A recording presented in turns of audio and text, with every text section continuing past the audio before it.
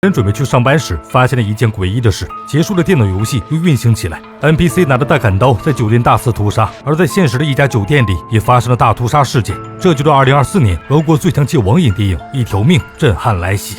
伊戈尔是个游戏的狂热爱好者，在他生日当天，海报上的游戏人物双眼竟然发射出一道红光。起初，伊戈尔并没有在意，女友拿出了精心准备的礼物，竟然是一把猎枪。伊戈尔非常满意，顺手将一颗子弹揣进兜里。一心只讲游戏的他，对于女友的态度却非常敷衍。所有的人准备用不太新鲜的面包和牛奶当做早餐，女友趁机想要敲打伊戈尔，劝他不要整日沉迷游戏。伊戈尔刚想反驳，却被门铃声打断。他打开门后，迎来了游戏公司最近研发的游戏，挣着他借朋友的钱才抢到了体验服。正版游戏还未发售，这对于一个游戏迷而言，简直是致命诱惑。伊戈尔连忙准备打开电脑试玩，因此彻底忽略了女友的感受，居然对他准备好的早饭也没有说一句感谢的话。此时伊戈尔只觉得女友斤斤计较，影响到自己的游戏体验，女友彻底被气到了，他直接离开了家中。然而不一会儿，奇怪的事情发生了，伊戈尔有事准备出门一趟，本来关闭的电脑竟然再次重启了游戏。伊戈尔换好衣服后，他察觉到穿着黄裤子的 NPC 自动在一家酒店内直接展开了大屠杀。伊戈尔对于游戏自动启动一事感到非常的疑惑，接着朋友打了电话，告诉他一家酒店门口发生了大屠杀事件，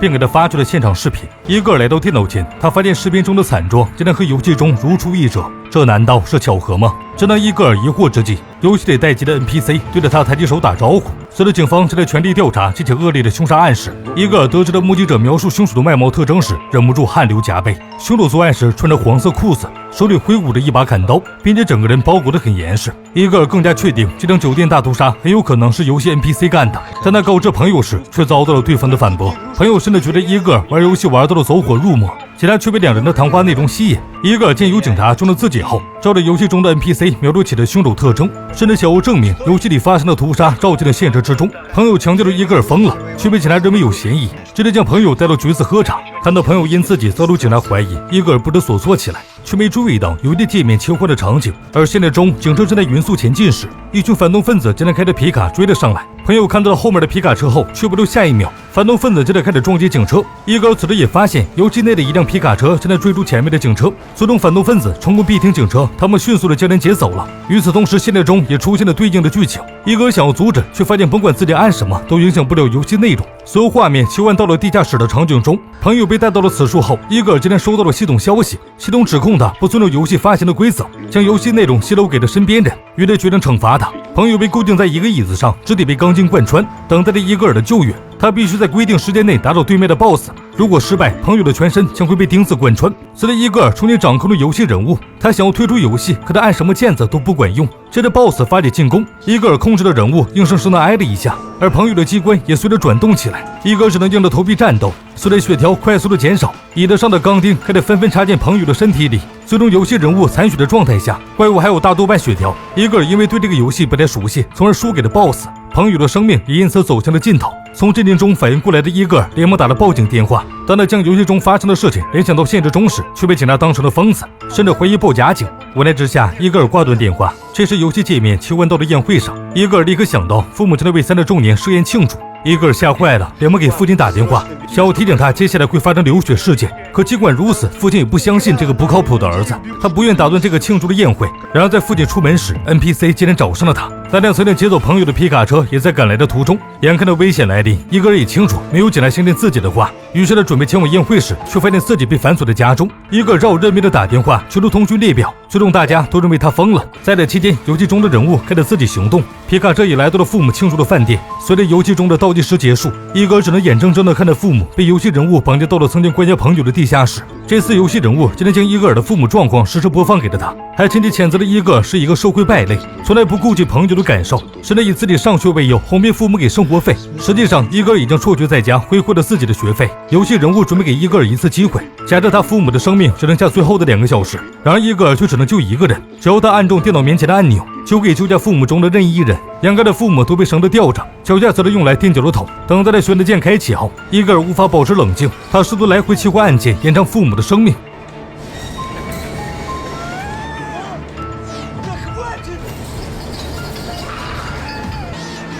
突然，伊戈尔心态崩了，他彻底放弃了救援动作。等待好不容易冷静下来，伊戈尔再次打开电脑，发现父母此时只能下了一个脚尖，触碰着垫脚的木头，机器还在不断的运行着。很快父母的双脚开始悬空，伊格尔痛苦的准备做出选择时，控制键竟然直接脱落，最终他眼睁睁的看着父母双双被吊死。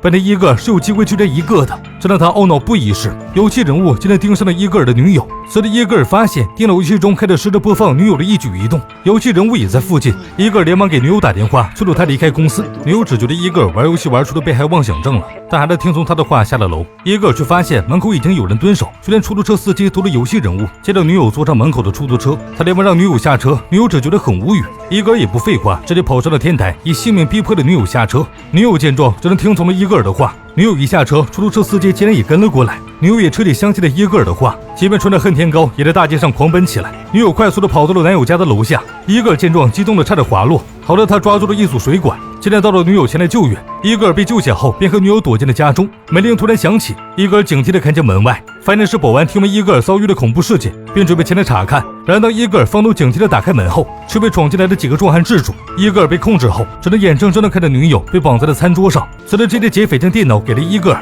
要求他与现场的劫匪进行游戏比拼，在规定时间内获得分数最多的一方胜利。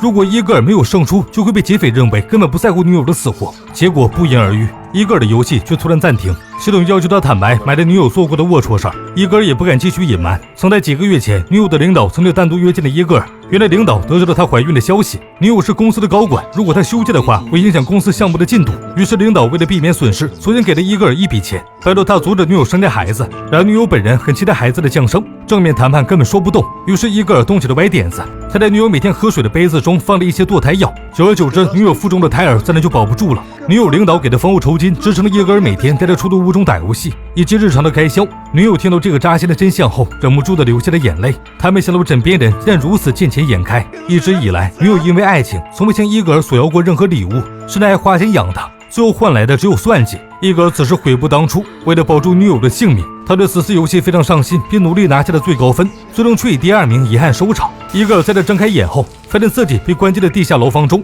随后他在男人的命令下来到了另一间屋子，伊格尔发现这里和游戏中的场景一模一样。游戏 NPC 此时站在不远处，他拿着本子一直在记录着什么。伊格尔不明所以的转身望去，人直接愣在了原地。他以为惨遭 NPC 杀害的人竟然整整齐齐地站在自己面前。伊格尔有些看不懂游戏策划的用意，很快就有人为自己解惑了。原来从女友公司的领导转成伊格尔的那一刻，他就已经被迫卷入一场考验之中。夫妹一直对儿子的自甘堕落有很大的意见，于是他们配合着伊格尔的女友展开了一系列的考验，就连女友怀孕也是假的，只是为了让伊格尔意识到自己的良心，然后开始转变自己的生活方式。这几天发生的事情都是假的，就连女友送的枪中也没有了子弹。可是他们忘了伊格尔曾经无意间放进口袋中的一颗。正当老头对着伊格尔喋喋不休，劝着他改邪归正时，伊格尔却举起了枪，任凭身边的人如何劝说，他还得选择将枪口对准了自己。一声枪响后，穿着黄裤子的人从地下室走出，露脸的却是伊格尔的脸。电影到此结束。